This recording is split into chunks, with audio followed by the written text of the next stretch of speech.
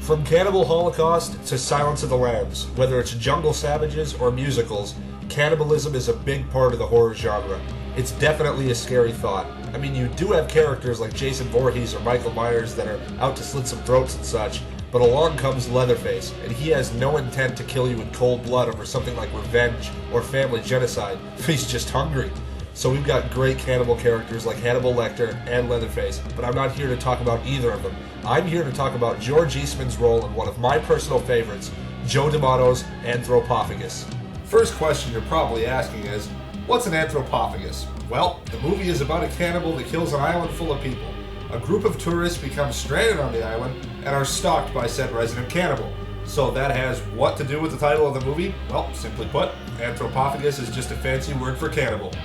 Doing my research, aka going on Wikipedia, Anthropophagous was director Joe D'Amato's first straight horror film, after previously making erotic horror films such as Emmanuel in America and Erotic Nights of the Living Dead. D'Amato and co-writer Luigi Montefiore were longtime associates. Montefiore often had lead roles in D'Amato films, usually under the pseudonym of George Eastman. That's actually pretty awesome to know. Not only does Eastman play the monster in the movie, but he helped write it. From horror porn to cannibalism, D'Amato was certainly a king of sleaze in his prime. We start with a young European couple getting butchered on the beach. The girl gets it Jaws style, and the guy's done in with classic slasher fashion, meat cleaver to the face. You gotta give it up for the variety here. Right away we move on to meet our main characters, some friends touring Europe and heading to an island.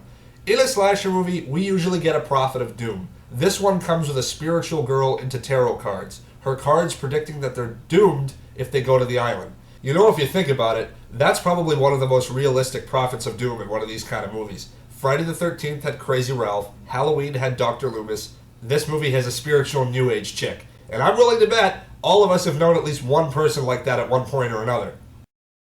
One of the main characters is pregnant, and you know that's not a good sign in an exploitation film. Also, a fun little tidbit of trivia. The tarot card girl is the same actress from Cannibal Ferox that gets hung from hooks by her boobs. I can only hope that someday my resume is just as impressive. Our main characters are Alan and Julie. The rest of the characters are basically anthropophagus fodder. Especially this guy. Seriously, what a fucking douche. Hell yeah. They arrive at the island, noticing pretty quickly that it's rather sparsely populated, and our first conflict of the film takes place.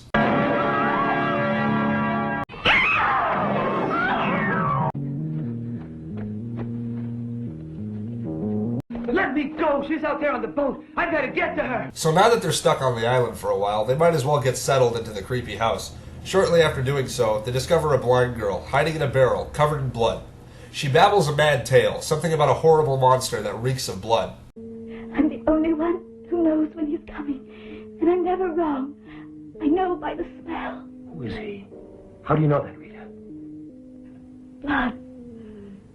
He smells of blood.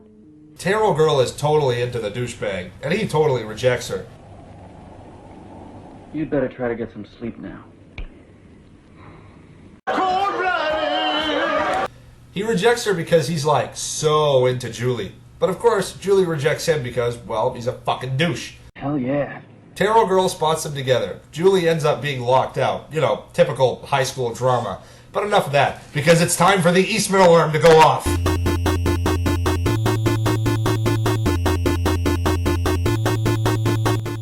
Douche attempts to fight the hulking giant Cannibal Eastman, only to get his jugular torn out. This not only proves he's a douche, but a fucking stupid douche. Raul Morales is the strongest. Like an idiot, I've neglected to mention a subplot the film has, and that's that the characters keep seeing this woman around the island. Well, they eventually spot her in a mansion in where she hangs herself. The girl is the sister of Eastman's character, who we find out is called Nikos. Nikos was shipwrecked with his wife and child. He's dead. His meat now will survive through him. I won't let you touch him. He's our son. And ended up slaughtering and devouring them to stay alive.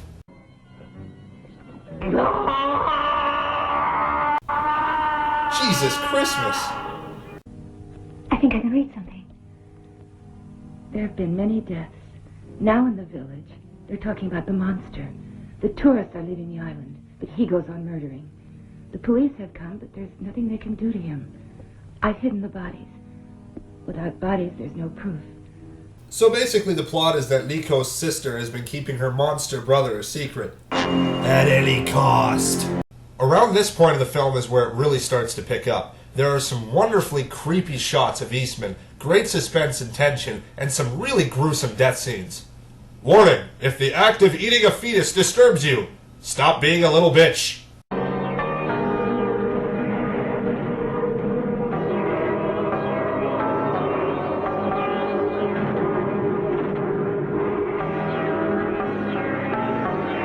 Our climax is approaching. The blind girl is slaughtered, and Julie is left to face the Anthropophagous one-on-one.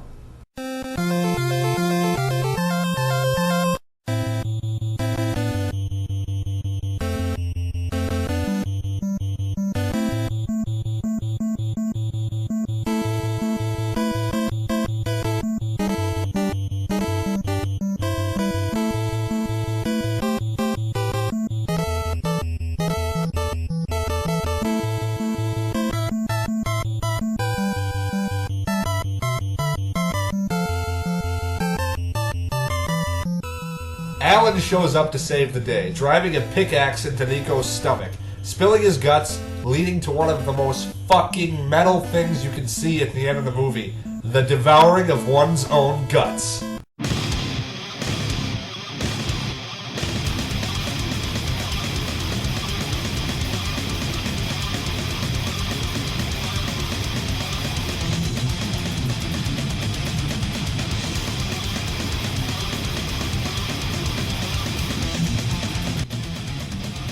Hardcore, man.